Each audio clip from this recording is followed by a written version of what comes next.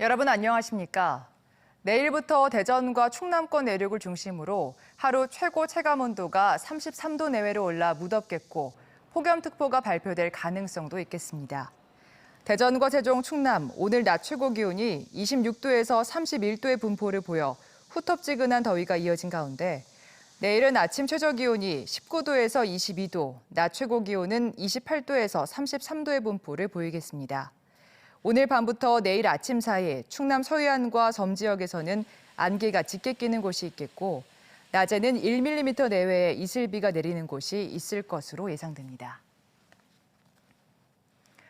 일사병 같은 온열 질환은 보통 7, 8월에 제일 많이 발생했는데 이젠 6월도 안심할 수 없게 됐습니다. 이상 고온 현상으로 최근 낮 기온이 30도를 웃도는 이른 무더위가 이어지고 있기 때문인데요. 온열 질환 예방법을 김종엽 개건 의학 전문 기자가 자세히 알려드립니다. 지난 3일 대전의 낮 기온이 32도까지 오르는 등 한여름이 아닌가 싶은 무더위가 이어지고 있습니다. 이른 더위 때문에 올해 발생한 온열 질환자도 지난해 같은 기간에 비해 3배 가까이 늘었습니다. 일사병과 열사병, 열탈진 등 온열 질환은 극심한 무더위에 장시간 노출될 때 발생하는데 심한 갈증과 어지러움, 호흡곤란이 대표적인 증상입니다. 특히 고혈압이나 심혈관계 질환자는 온열 질환이 급성 심정지로도 이어질 수 있어 주의가 필요합니다. 실제로 기온이 28도에서 1도 오를수록 급성 심정지 발생률이 1.3% 높아진다는 연구 결과도 나온 바 있습니다. 심혈관 질환을 가지고 계신 분들은 심정지 또는 급성 심장 부전, 신부전 등의 여러 가지 형태로 나타날 수 있어서 특히 주의를 요합니다. 온열 질환을 예방하려면 폭염경보나 주의보가 발효된 날은 오후 2시에서 5시 사이 야외 활동을 삼가고 특히 비닐하우스 작업은 절대 금물입니다. 수분 섭취도 중요한데 아이스 커피나 맥주는 이뇨작용을 촉진해 오히려 해로운 만큼 목이 마르지 않아도 30분 간격으로 물을 자주 마셔주는 게 가장 좋습니다. 맥주라든지 아메리카노라든지 이런 것들은 이뇨작용이 있어서 몸에 수분을 적게 만들기 때문에 오히려 물이나 이온 음료 같은 거를 많이 섭취해 주시는 게 중요할 것 같습니다. 야외에서 어지러움이나 숨가쁨 증상이 나타나면 곧바로 그늘로 이동해 휴식을 취하고 이후에도 상태가 호전되지 않거나 의식이 흐려진다면 곧바로 응급실을 찾아야 합니다. 기상청은 올 여름이 평년보다 더 더울 거라는 전망을 내놨습니다. 온열 질환을 조심해야 할 시기가 더 일찍 찾아온 만큼 평소 면역력 관리 등 각별한 주의가 필요합니다. TJB 닥터리포트 김종엽입니다. 대전의 코로나19 확진자가 5개월 만에 100명대로 내려왔습니다. 대전에서는 138명이 신규 감염돼 사흘 연속 100명대를 기록하면서 감소세를 보이고 있는데 연속 100명대를 기록한 것은 오미크론 변이가 확산하기 시작한 지난 1월 25일 이후 처음입니다. 세종에서는 52명의 확진자가 나오면서 최근 일주일간 하루 평균 54.3명이 감염됐습니다. 충남에서는 218명이 신규 확진된 가운데 청양과 서천에서 신규 확진자 수 0명을 기록했습니다. 대전에 있는 한국조폐공사가 오래전부터 축적한 화폐 위변조 방지 첨단 기술은 세계 최고라는 평가를 받고 있는데요. 이제 농특산물에서 화장품 등 다양한 분야에 활용되고 있습니다. 정품 확인 기술을 응용해 중소기업 공동 브랜드인 브랜드K를 보호하는 데 천병 역할을 톡톡히 하고 있습니다. 보도에 김진석 기자입니다. 5만 원권의 신사임당 초상 옷깃에 새겨진 미세 문자.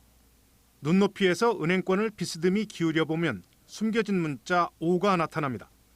이처럼 5만 원권에 들어간 위변조 방지 기술은 모두 22가지나 됩니다. 이 기술을 접목해 나주배 같은 농특산물에는 보이지 않는 QR코드를 발급해주고 있는데 전용 앱을 통해 2, 3초 안에 정품을 인증할 수 있습니다. 중국산 짝퉁으로 골머리를 앓고 있는 국산 화장품 플라스틱 포장 용기에는 특수 물질을 혼합해 정품 인증과 함께 손쉬운 단속이 가능합니다. 진짜 플라스틱에는 이것처럼 감지기를 가져다 대면 소리가 나는데 가짜 플라스틱에는 아무런 반응을 하지 않습니다. 식품이나 화장품 비닐 파우치에도 숨겨진 문양을 전용 앱으로 확인할 수 있는 사원색 보안 패턴 기술이 국산 제품 보호에 쓰이고 있습니다. 동대문 시장을 휩쓰는 짝퉁 의류의 라벨 바꿔치기 방지 기술도 본격 활용되고 있습니다. 뿐만 아니라 위변조 기술에 쓰이는 광결정 필름 같은 신소재를 활용해 위조가 불가능한 신분증이나 출입증을 만들어내고 있습니다. 인위적인 홀로그램의 빛보다 나비에서 볼 수 있는 자연 발광의 빛입니다. 그것을 이 카드에 이렇게 적용했습니다. 광결정 기술은 투명하면서도 선명한 반사색을 보이는데 이러한 시각 효과를 활용해 메달 제품 등을 만드는 데도 활용됩니다. 조폐공사의 위변조 방지 기술이 국내 다양한 공산품 분야에도 적용되면서 유사 상품으로 인한 피해를 예방하고 국내 기업들의 브랜드 가치를 제고하는 데 일조하고 있습니다. 화폐 제조 과정에서 축적된 다양한 위변조 방지 기술이 명품 소비재를 생산하는 국내 중소기업들의 브랜드를 보호하는 천병 역할로 변모하고 있습니다. TJB 김진석입니다. 김태흠 충남지사 당선인의 도정 인수위는 지역 공약과 정책에 대한 현장 목소리를 듣는 권역별 간담회 등을 열어 도민 의견을 수렴하기로 했습니다.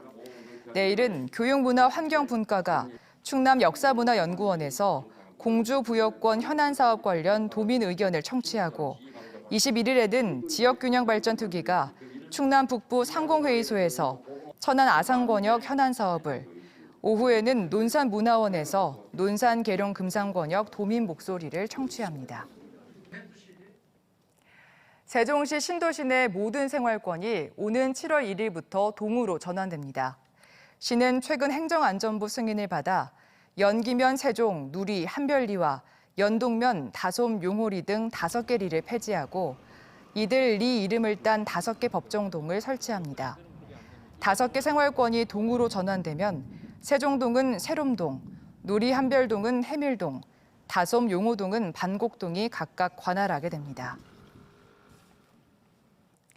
최민호 세종시장 당선인 인수위원회는 더 많은 청년들이 다양한 정책 지원 혜택을 받을 수 있도록 현행 조례상 18세에서 34세인 청년 적용 나이를 39세까지로 늘리는 방안을 검토합니다. 인수위는 청년 일자리와 소상공인 지원을 두 축으로 하되 청년 적용 나이 확대 외에도 대학의 혁신 역량이 일자리 창출로 이어질 수 있도록 홍익대, 고려대 퓨처밸리 조성에 대한 타당성, 당위성, 설치 규모 등을 검토해 나가기로 했습니다. 모건대가 법무부 조기 적응 프로그램 운영기관에 선정돼 오는 2024년까지 국내에 장기 체류하려는 외국인 유학생들의 한국 문화와 한국 사회 이해 등의 교육을 지원합니다. 조기 적응 프로그램은 외국인 유학생이 입국 초기 단계에서 안정적으로 정착할 수 있도록 국내 법과 제도, 사회 적응 정보 등 사회 통합 교육을 한국어 포함 13개 언어로 지원합니다.